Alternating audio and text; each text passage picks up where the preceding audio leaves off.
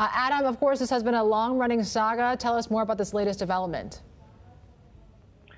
It has been a long-running saga indeed, hasn't it? And, you know, if you cast your mind back to what we know now from 2009, which is when the former Malaysian Prime Minister actually set up this fund, to where we are today in June 2021, with essentially this latest development being that the U.S. District Court in Brooklyn will essentially on Wednesday order the Malaysian unit of Goldman to pay $500,000 that relates to the case, and then that basically gives them 10 days to pay the remaining 1.26 billion of the total 2.3 billion, of course, for its role in this affair. Of course, Goldman has already admitted to conspiring to engage in this 5-year scheme that violated U.S. anti-bribery laws.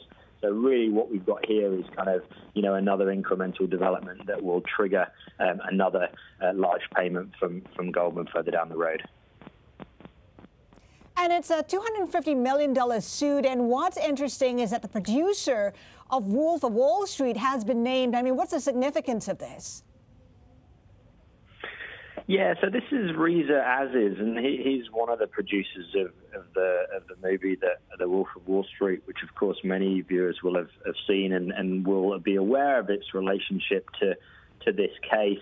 Essentially, this case was filed in the High Court in Kuala Lumpur back in the early part of May, and it is part of, you know, a few suits of individuals and companies that are you know, trying to recover some of these assets that go back to this state-owned fund that we now know as 1MDB, that, you know, goes back many years now, since it was originally set up by the Malaysian Prime Minister back in 2009. So this specific suit relates to Riza and his companies Red Granite Pictures and Red Granite Capital.